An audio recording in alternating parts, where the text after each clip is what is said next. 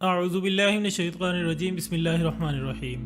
Knowledge factory کے معزز دوستو السلام علیکم۔ ناظرین اکرام، نوسٹراڈیمس کے مطابق سن 2025 امریکہ کی تباہی کا سال ہوگا، مگر کیسے؟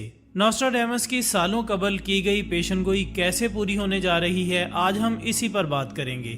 آنے والے دنوں میں امریکہ کن کن مشکلات کا سامنا کرنے جا رہا ہے، یہ سب کچھ جاننے کے لیے ویڈیو کو آخر تک ضرور دیکھیے گا۔ ناظرین، آج ہم ایک ایسی شخصیت اور پیشگو کا ذکر کرنے جا رہے ہیں جس کی حیثیت کو مغربی دنیا کے تمام مذہبی، سیکولر اور لبرل طبقے کی ایک خاصی اکثریت مانتی آ رہی ہے۔ اس شخص کا نام ہے نوسٹراڈیمس، جو کہ فرانس میں سن 1503 کو ایک یہودی گھرانے میں پیدا ہوا۔ اس کا پورا نام میچل دی نوسٹراڈیمس ہے اور اس کا دادا بیئر نوسٹراڈیمس اپنے وقت کا مشہور تاجر تھا اور علم و تحقیق سے کافی محبت کرتا تھا۔ اس لیے علم و تحقیق سے شغف نوسٹراڈیمس کو وراثت میں ملا تھا۔ وہ اپنے دور میں ایک اعلیٰ پائے کا طبیب، مصنف اور ماہر علم نجوم تھا۔ وہ اپنی قابلیت، وسعت نظری اور مستقبل کے متعلق پیشگوئیوں کی وجہ سے فرانس کے شاہی دربار میں برسر روزگار تھا۔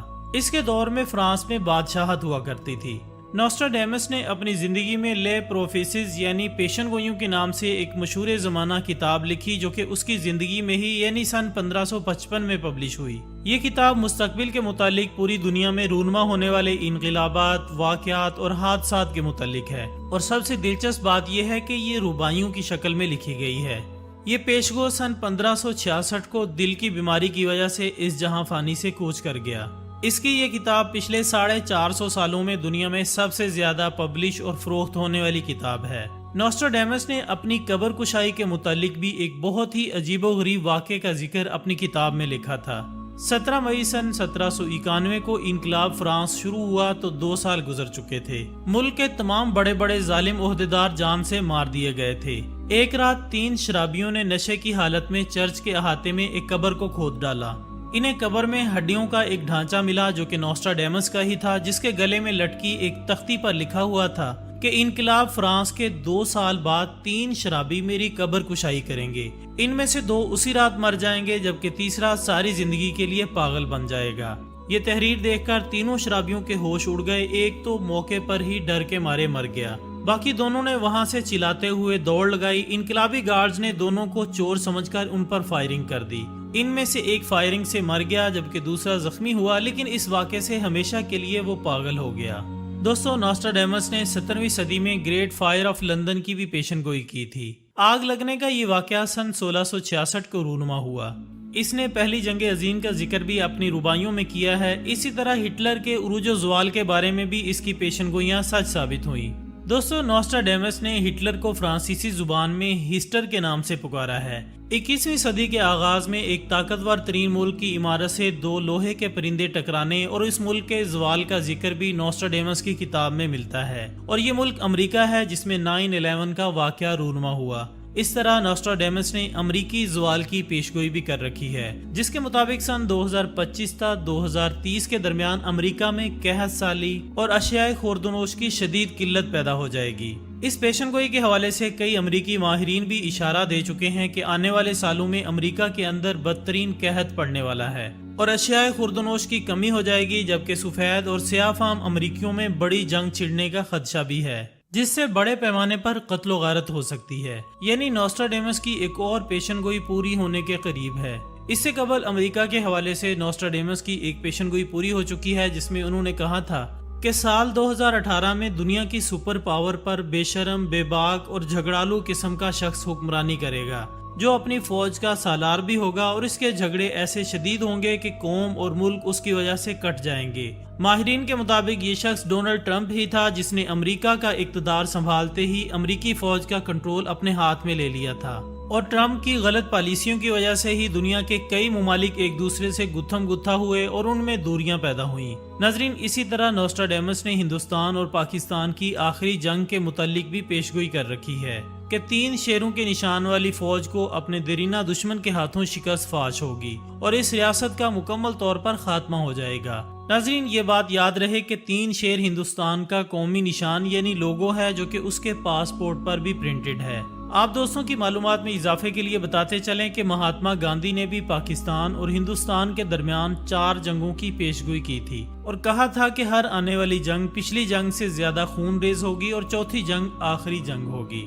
نوسٹراڈیمس کی مشہور پیشن گوئیوں میں سے ایک سابق امریکی صدر جان ایف کینیڈی کے قتل کا بھی ذکر ہے۔